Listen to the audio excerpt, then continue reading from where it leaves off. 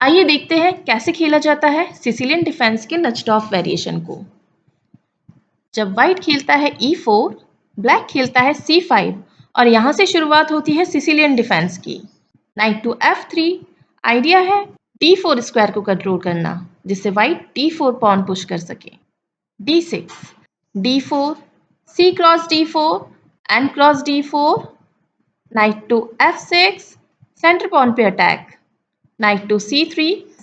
अब ब्लैक खेलता है A6। A6 देखने में एक बहुत ही वेटिंग मूव लग रही है, सिंपल मूव लग रही है, लेकिन ये एक बहुत ही स्ट्रॉन्ग मूव है। ये B5 स्क्वायर को कंट्रोल कर रहा है ये A6, जिससे ये नाइट्स B5 पे ना आ सके और बिशप भी B5 पे ना आ सके। A6 से शुरुआत होती है नच्ड ऑफ वेरिएशन की।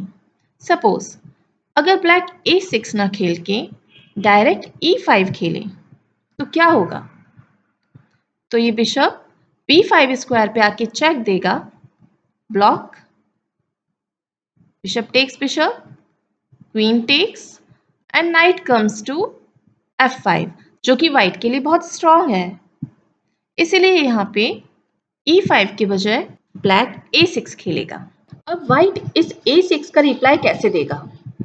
व्हाइट खेल सकता है यहाँ पे बिशप टू G5, जो कि मेन लाइन है, या फिर व्हाइट खेल सकता है बिशप टू C4, फिशर सोजन अटैक, या फिर वो रख सकता है बिशप को E2 स्क्वायर पे, या फिर वो खेल सकता है H3, जो कि आजकल बहुत पॉपुलर है।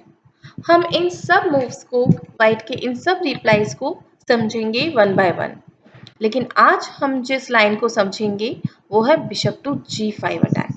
ये व्हाइट की तरफ से एक बहुत ही एग्रेसिव अटेम्प्ट है नच्ड ऑफ के खिलाफ। आप देख सकते हैं व्हाइट ने अपने बिशप को एक अटैकिंग स्क्वायर पे रख दिया है, जहां पे वो एक इमीडिएट प्रेशर बना रहा है F6 नाइट पे। फ्रेंड्स, ये क्रूशियल स्क्वायर है। जिस भी साइड ने इस D5 स्क्वायर पे कंट्रोल किया, डोमिनेट किया, उसके विनिंग चांसेस ज़्यादा है, उसकी पोजीशन बेटर हो जाएगी। यहाँ पे ब्लैक क्या खेलेगा? ब्लैक खेलेगा E6 to control the crucial D5 square. Suppose black E6 ना खेल के E5 खेल लेगा यहाँ पे, तो क्या होगा? Bishop takes F6, queen takes F6। अब नाइट अटैक कर देगा क्वीन पे, क्वीन को जाना पड़ेगा पीछे, व्हाइट का नाइट आ जाएगा F5 स्क्वायर पे। अब आप देख सकते हैं व्हाइट के दोनों नाइट कितने स्ट्रॉन्ग स्क्वायर्स पे बैठे हैं और व्हाइट की पोजीशन बहुत अच्छी है। इसलिए यहाँ पे ब्लैक को E5 नहीं खेलना चाहिए, इंस्टेड उसे E6 ही खेलना चाहिए to dominate this D5 square. White चलता है F4, क्योंकि वो ज़्यादा से ज़्यादा स्पेस गेन करना चाहता है सेंटर में, और उसका आइडिया ये भी है कि इन फ्यूचर वो E5 पॉन और F5 पॉन एडवांस कर सकें। ब्लैक चलता है बिशप टू E7, एक लॉजिकल मूव है, कैसलिंग करने की तैयारी और पिन को तोड़ना। अब व्हाइट यहाँ चलता है queen to F3, queen side castling करने की तैयारी। क्योंकि यहाँ पे व्हाइट किंग साइड अटैक बनाना चाहता है, तो वो अपने पॉन्स को पुश करेगा यहाँ पे, कि आप जिस भी तरफ के पॉन पुश कर रहे हैं, जिस भी साइड अटैक बनाने के लिए, उसके ऑपोजिट साइड कैसलिंग करें। तो यहाँ पे जैसे व्हाइट किंग साइड के पॉन पुश कर रहा है किंग साइड अटैक बनाने के लिए, तो वो कैसलिंग करेगा क्वीन साइड। अब ब्लैक चलता है क्वीन टू C7। यहाँ पे आप सोच रहे होंगे कि यहाँ पे ब्लैक कैसलिंग भी कर सकता था।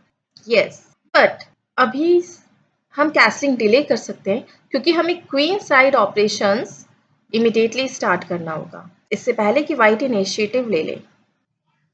अब व्हाइट कैसलिंग करता है क्वीन साइड। अब ब्लैक चलता है एक बहुत ही important multipurpose move, knight to D7। ये एक मल्टीपर्पस मूव क्यों है?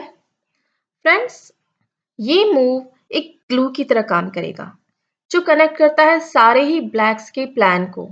जैसे कि ये सपोर्ट करता है E5 को, और देन B5 खेल सकता है, B5 के बाद वो B4 आगे बढ़ा सकता है, नाइट पे अटैक कर सकता है, और बिशप टू B7 खेलने के बाद रुक को C8 पे रखना और फिर इस नाइट पे प्रेशर बनाना B4 खेल के is a very good idea.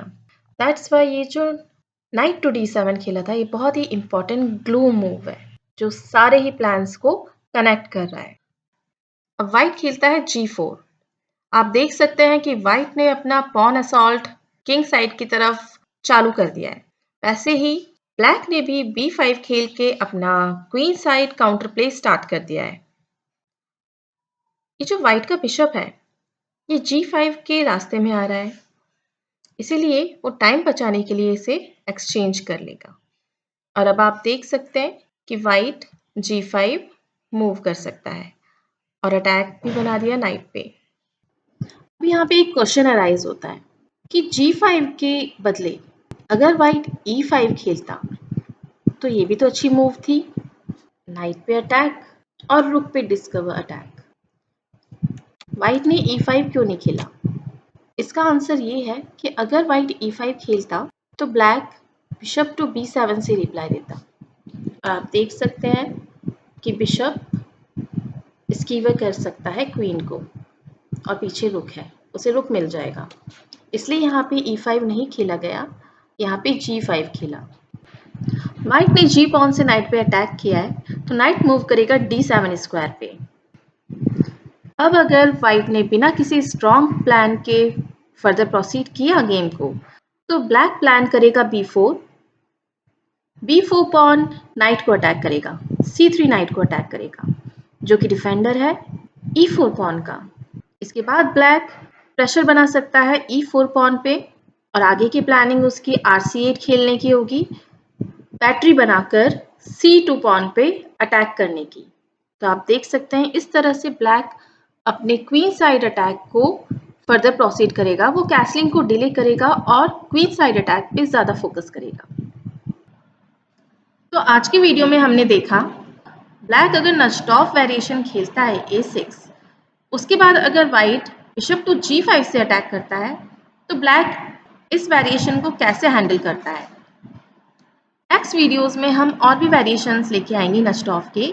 अगर आप ऐसे ही और ओपनिंग्स देखना चाहते हैं, सीखना चाहते हैं तो जुड़े रहिए चेस कक्षा से। Thank you.